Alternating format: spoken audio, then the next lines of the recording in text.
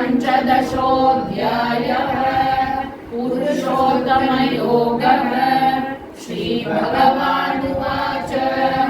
ऊर्ध्वमूलमधः शाखम् अश्वत्थं प्राहुरव्ययम् छन्दांसि यस्य पर्णानि यस्तं वेद स वेदवित् अधश्चोर्ध्वं प्रसृतास्तस्य शाखाः गुणप्रवृद्धा विषयप्रबालाः अधश्च मूलान्यनुसन्ततानि कर्मानुबन्धीनि मनुष्यलोके न रूपमस्येह तथोपलभ्यते नान्तो न चादिर्न च सम्प्रतिष्ठा अश्वत्थमेनं सुविरूढमूलम् असङ्गशस्त्रेण दृढेन चित्वा ततः पदं तत्परिमार्गितव्यम् यस्मिन् गता न निवर्तन्ति भूयः तमेव चाद्यं पुरुषं प्रपद्ये यतः प्रवृत्तिः प्रसृता पुराणी निर्माणमोहाजितसङ्गदोषाः अध्यात्मनित्या विनिवृत्तकामाः द्वन्द्वैर्विमुक्ता सुखदुःखसंज्ञैः गच्छन्त्यमूढा पदमव्ययं तत् न तद्भासयते सूर्यः न शशाङ्को न पावकः यद्गत्वा न निवर्तन्ते तद्धाम परमं मम ममैवांशो जीवलोके जीवभूतः सनातनः मनः षष्ठानीन्द्रियाणि प्रकृतिस्थानि दर्शति शरीरं यदवाप्नोति यच्चाप्युत्क्रामतीश्वरः गृहीत्वैतानि संयाति वायुर्गन्धानि वाशयात् श्रोत्रं चक्षुस्पर्शनं च रसनं घ्राणमेव च अधिष्ठाय मनश्चायं विषयानुपसेवते उत्क्रामन्तं स्थितं वापि भुञ्जानं वा गुणान्वितं विमूढानानुपश्यन्ति पश्यन्ति ज्ञानचक्षुषः यतन्तो योगिनश्चैनं पश्यन्त्यात्मन्यवस्थितं यतन्तोऽप्यकृतात्मानः नैनं पश्यन्त्यचेतसः यदादित्यगतं तेजः जगद्भासयतेऽखिलं यच्चन्द्रमसि यच्चाग्नौ तत्तेजो विद्धि मामकम् कामाविश्य च भूतानि धारयाम्यहमोजसा पुष्णामि चौषधी सर्वाः सोमो भूत्वा रसात्मकः अहं वैश्वानरो भूत्वा प्राणिनां देहमाश्रितः प्राणापानसमायुक्तः पचाम्यन्नं चतुर्विधम् सर्वस्य साहं हृदि सन्निविष्टः ज्ञानमपोहनं च वेदैः च सर्वैरहमेव वेद्यः वेदान्तकृद्वेदविदेव चाहं द्वाभिमौ पुरुषौ लोके क्षरश्चाक्षर एव च क्षरः सर्वाणि भूतानि कूटस्थोऽक्षर उच्यते उत्तमः पुरुषस्त्वन्यः परमात्मेत्युदाहृतः यो लोकत्रयमाविश्य बिभर्त्यव्यय ईश्वरः यस्माक्षरमतीतोऽहम् अक्षरादपि चोत्तमः अतोऽस्मि लोके वेदे च प्रतितः पुरुषोत्तमः यो मामेवमसम्मूढः जानाति पुरुषोत्तमं स सर्वविद्भजति मां सर्वभावेन भारत इति गुह्यतमं शास्त्रम् इदमुक्तं मया नघ एतद्बुद्ध्वा बुद्धिमान् स्यात् कृतकृत्यश्च भारत। ॐ तत्सत् श्रीमद्भगवद्गीतासु उपनिषत्सु ब्रह्मविद्यायां योगशास्त्रे श्रीकृष्णार्जुनसंवादे पुरुषोत्तमयोगो नाम पञ्चदशोऽध्यायः। श्री परमात्मने नमः। अथ षोडशोऽध्यायः। दैवासुरसम्पद्विभागयोगः। श्रीभगवानुवाच अभयं सत्त्वसंशुद्धिः ज्ञानयोगव्यवस्थितिः दानं दमश्च यज्ञश्च स्वाध्यायस्तपःजपम् अहिंसा सत्यमक्रोधः त्यागः शान्तिरपैशुनम् दया भूतेष्वलोलुप्त्वम् मार्दवम् ह्रीरचापलम् तेजः क्षमा धृतिः शौचम् अद्रोहो नातिमानिता भवन्ति सम्पदम् दैवीम् अभिजातस्य भारत दम्भो दर्भोऽभिमानश्च क्रोधः पारुष्यमेव च अज्ञानं चाभिजातस्य पार्थ सम्पदमासुरीम् दैवी सम्पद्विमोक्षाय निबन्धायासुरीमता माशु च सम्पदं दैवीम् अभिजातोऽसि पाण्डव द्वौ भूतसर्गौ लोकेऽस्मिन् दैव आसुर एव च दैवो विस्तरशः प्रोक्तः आसुरं पार्थ मे शृणु प्रवृत्तिं च निवृत्तिं च जनान विदुरासुराः न शौचं नापि चाचारः न सत्यं तेषु विद्यते असत्यमप्रतिष्ठं ते जगदाहुरनीश्वरम् अपरस्परसम्भूतम् किमन्यत् कामहैतुकम् एतां दृष्टिमवष्टभ्य नष्टात्मानोऽल्पबुद्धयः प्रभवन्त्युग्रकर्माणः क्षयाय जगतो हिताः काममाश्रित्य दुष्पूरम् दम्भमानमदान्विताः मोहान् गृहीत्वा सद्ग्राहान् प्रवर्तन्ते शुचिव्रताः चिन्तामपरिमेयां च प्रलयान्तामुपाश्रिताः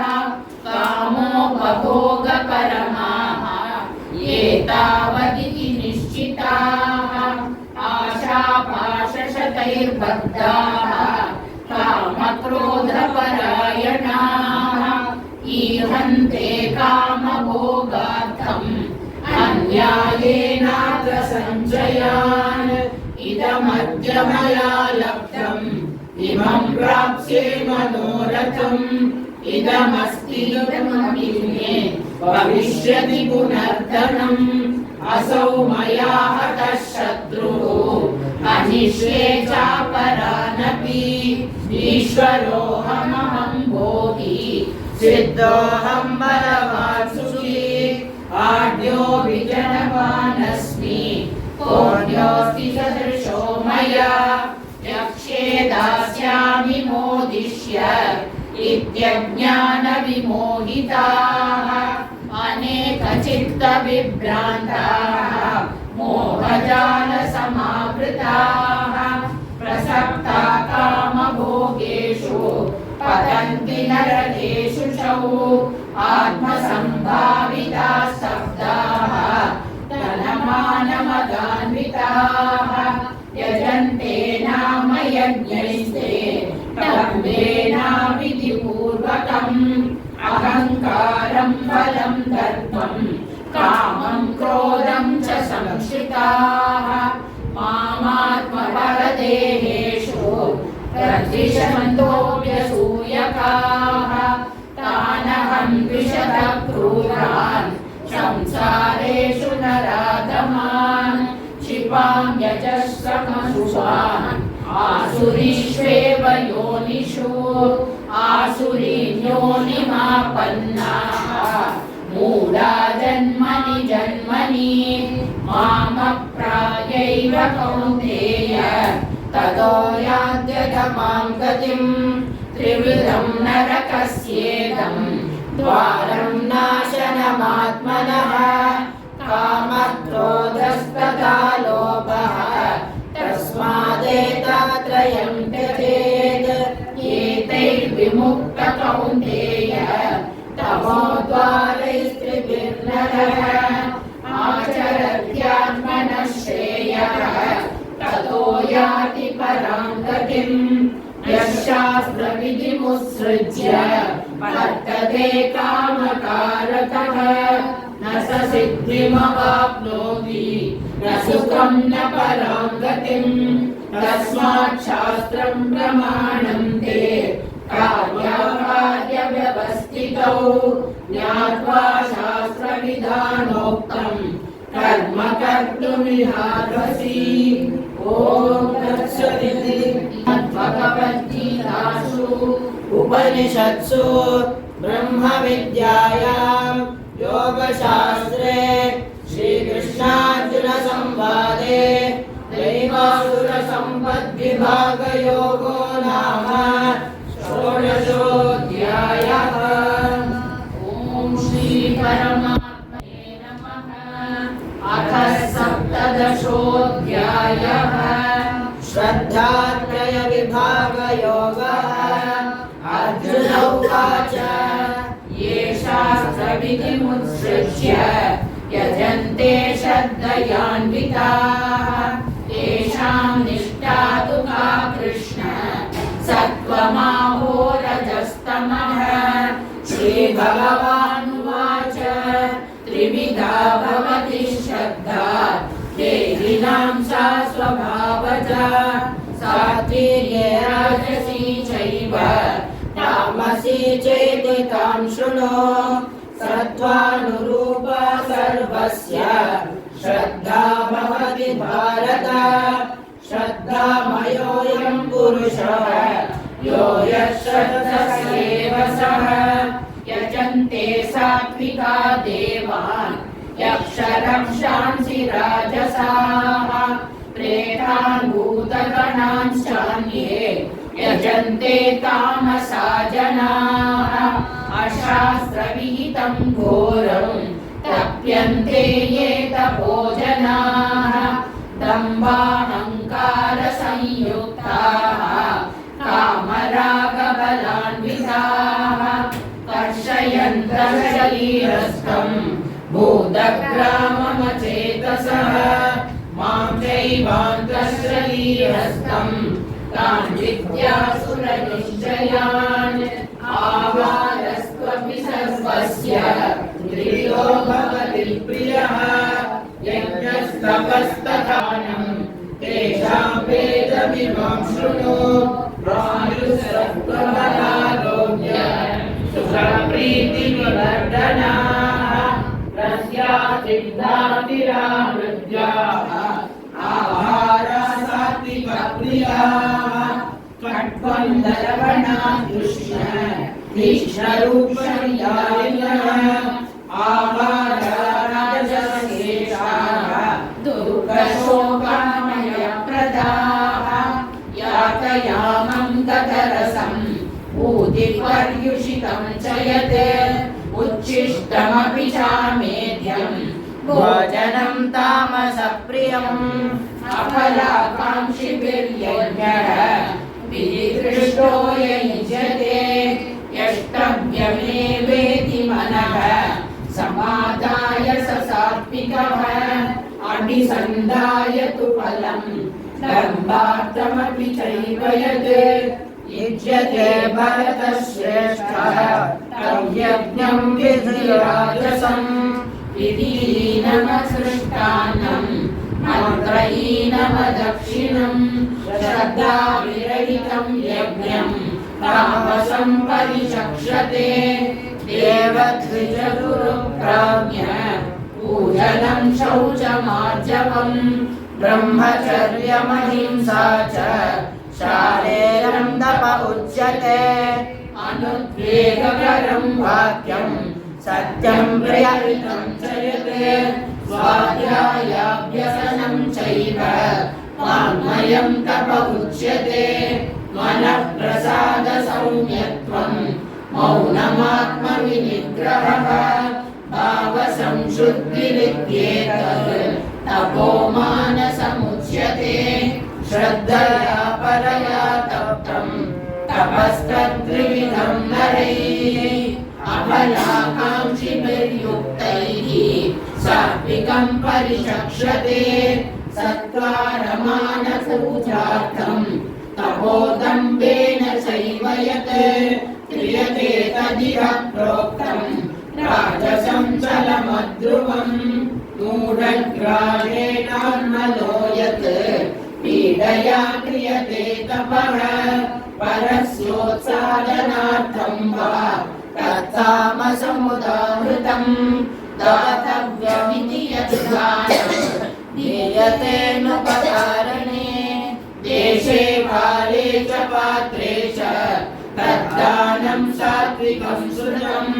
यत्तु प्रत्युपकारार्थं फलमुद्दिश्य वा पुनः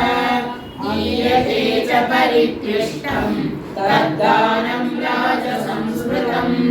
आदेशकाले यद्दानम् अपात्रेभ्यश्च दीयते असत्कृतमवज्ञातं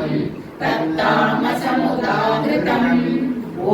तत्सदितिर्देशः ब्रह्मणस्त्रिविधः स्मृतः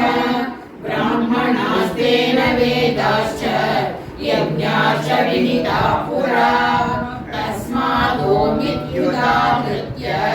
यज्ञदानतपक्रियाः प्रवर्तन्ते विधानोक्ताः सततं ब्रह्मवादिनां तदित्यनभिसंधाय फलं यज्ञतपक्रियाः दानक्रियाश्च विदधाः क्रियन्ते मोक्षकाङ्क्षिभिः सम्भावे साधुभावे च सदित्येतत् प्रयुज्यते प्रशस्ते कर्मणि तथा सच्छब्दवार्तयुज्यते यज्ञे तपसि दाने च स्थितिस्यदिति चोच्यते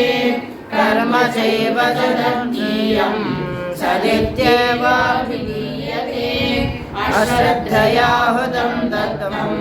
तपस्तप्तं कृतं च यत् असदित्युच्यते पार्थ न च तद्वेद्यनो इह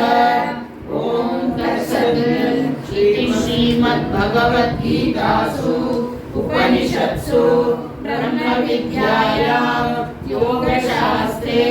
श्रीकृष्णार्जुनसंवादे शब्दात्रयविभागयोगो नाम सप्तदशोऽध्यायः। श्रीपरमात्मने नमः। अष्टादशोऽध्यायः मोक्षसंन्यासयोगः। अर्जुन उवाच सन्न्यासस्य महाबाहो तत्त्वमिच्छामि वेदितुम् त्यागस्य च ऋषिकेश पृथकेशिनिषूदन। श्रीभगवानुवाच काम्यानां कर्मणां न्यासं सन्न्यासं कवयो विदुः सर्वकर्मफलत्यागं प्राहुस्त्यागं विचक्षणाः। त्याज्यं दोषवदित्येके कर्म प्राहुर्मनीषिणः। यज्ञदानतपः कर्म न त्याज्यमिति चापरे निश्चयं शृणु मे तत्र त्यागे भरतसत्तम।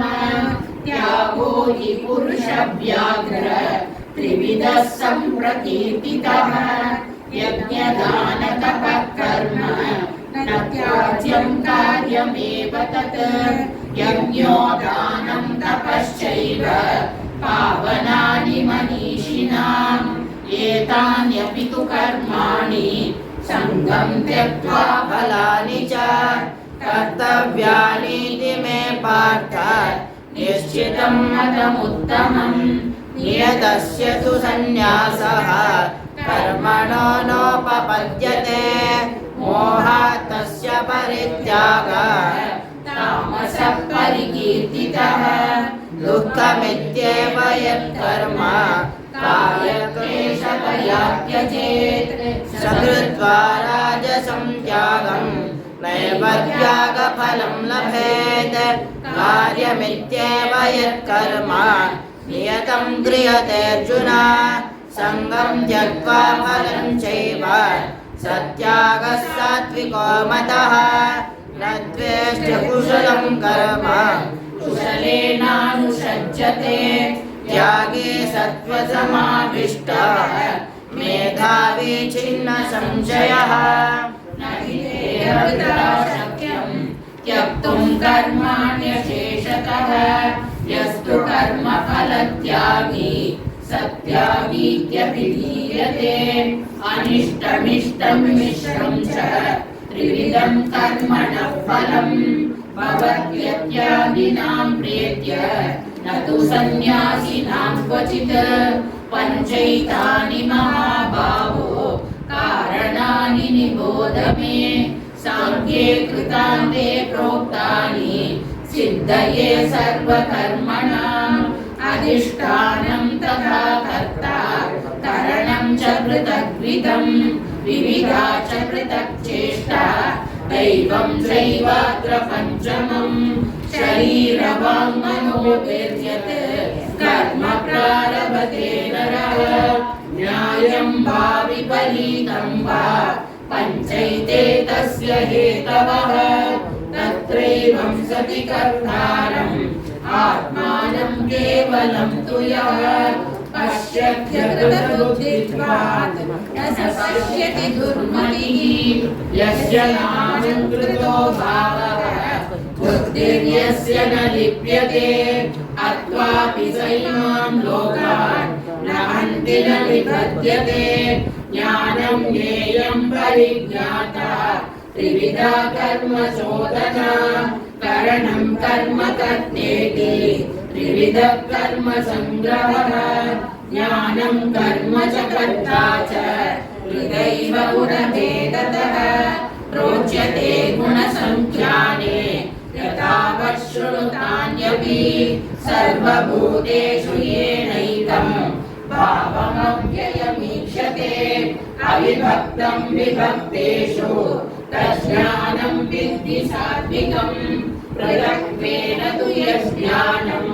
नानाभावान् पृथग्विधान् वेत्ति सर्वेषु भूतेषु तज्ज्ञानं विद्धि राजसं यत्तु कृष्णवदेकस्मिन् कार्ये सत्त्वमहैतुकम् अतत्त्वार्थवदल्पं च तत्तामसमुदाहृतं नियतं सङ्गरहितं अरागद्वेषतकृतम् अपलप्रेप्सुना कर्म यत्सत्सात्विकमुच्यते यत्तु कामेषु न कर्म साहङ्कारेण वा पुनः क्रियते बहुलायासं तद्राजसमुदाहृतम् अनुबन्धं क्षयं हिंसा अनवेक्ष च पौरुषम् मोहादारभ्यते कर्म यत्तत्तामसमुच्यते मुक्तसङ्गो नहं वादी धृत्युत्साहसमन्वितः सिद्ध्यसिद्ध्यो निर्विकारः कर्ता सात्विक उच्यते रागी कर्मफलप्रेप्सु लुब्धो हिंसात्मको शुचिः हर्ष शोकान्वितः कर्ता राजसः परिकीर्तितः अयुक्तः प्राकृतस्तब्धः षडो नैष्कृतिकोलसः विषादी दीर्घशूद्री च कर्ता तामस उच्यते बुद्धेर्भेदं गृहे चैव पुरतस्त्रिविधं शृणु रोच्यमानमशेषेण पृथक्त्वेन धनञ्जय प्रवृत्तिं च निवृत्तिं च कार्याकार्ये भयाभये बन्धं मोक्षं च या वेत्ति बुद्धिः सा पार्थ सात्विकी यया धर्मधर्मं च कार्यं च करणीयमेव च अयथावत् प्रजानाति बुद्धिः सा पार्थ राजसी अधर्मं धर्ममिधिया मन्यते तमसावृता सर्वार्थान् विपरीतांश्च बुद्धिः सा पार्थ तामसी धृत्यायया धारयते मनः प्राणेन्द्रियक्रियाः योगेनाव्यभिचारिण्या धृतिः सा पार्थ सात्विकी यया तु धर्मकामार्थान् धृत्या धारयतेऽर्जुन प्रसङ्गेन फलाकाङ्क्षी धृतिः सा पार्थ राजसी यया स्वप्नं भयं शोकं विषादं मदमेव च न विमुञ्चति दुर्मेधा धृतिः सा पार्थ तामसी सुखं त्वयानीमिदं शृणु मे भरतर्षभ अभ्यासाद्रमते यत्र दुःखातं च निगच्छति यतदग्रे विषमिव परिणामे मृतोपमम् तत्सुखं सात्विकं प्रोक्तम् आत्मबुद्धिप्रसादजम् विषयेन्द्रियसंयोगात् यतदग्रे मृतोपमम् परिणामे विषमिव तत्सुखं राजसंस्मृतम् यदग्रे चानुबन्धे च सुखं मोहनमात्मनः निद्रालस्य प्रमादोत्तम् तत्तामसमुदाहृतम् न तदस्ति पृथिव्यां वा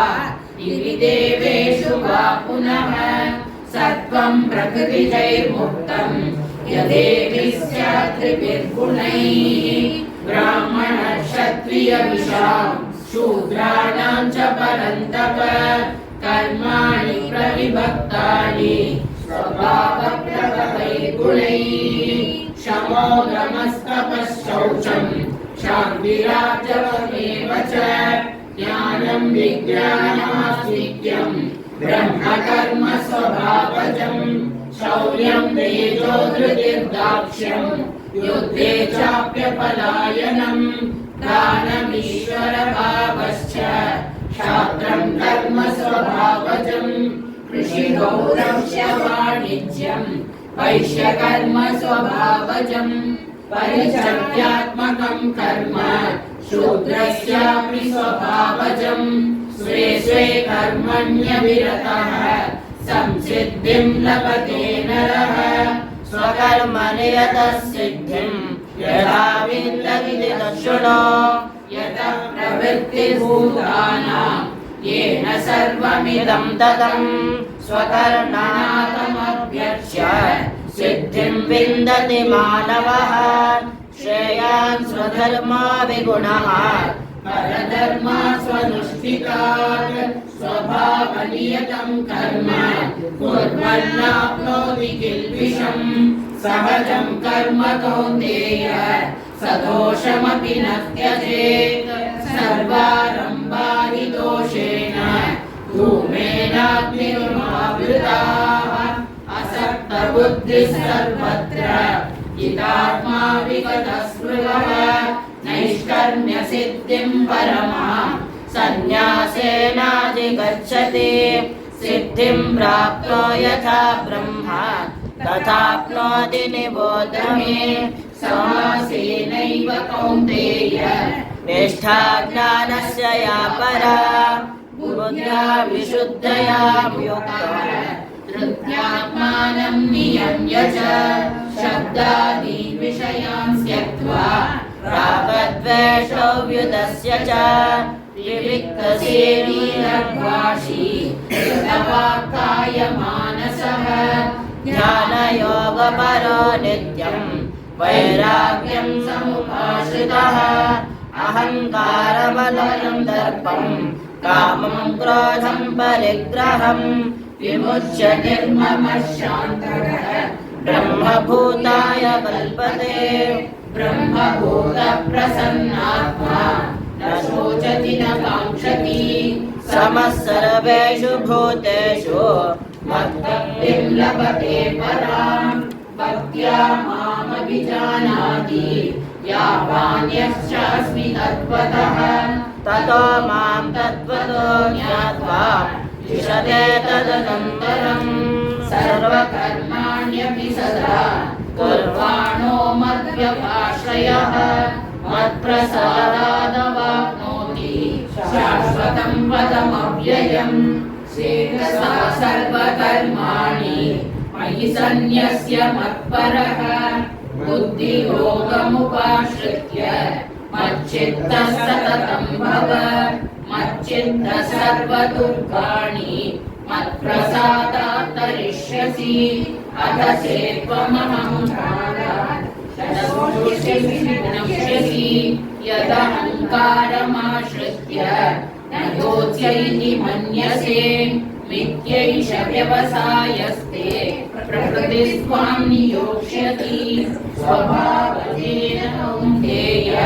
निबद्धस्वेन कर्मणा कर्तुं नेच्छसि यन्नो वा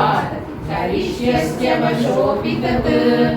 ईश्वरः सर्वभूतानां हृद्देशेऽर्जुन तिष्ठति भ्रामयन् सर्वभूतानि यन्त्रारूढानि मायया तामेव शरणं गच्छ सर्वभावेन भारत तत्प्रसादपरमं शान्तिं स्थानं प्राप्स्यसि शाश्वतम् इति ते ज्ञानमाख्यातम् गुह्यात् गुह्यतरं मया विमृश्यैतत् शेषेण यथेच्छसि तथा कुरु सर्वगुह्यतमं भूयः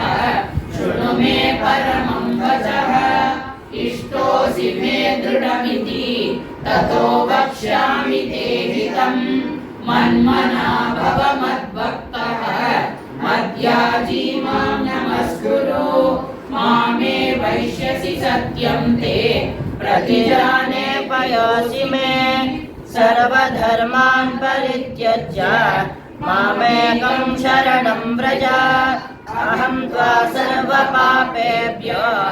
मोक्षयिष्यामि मा शुचः इदं ते न तपस्काय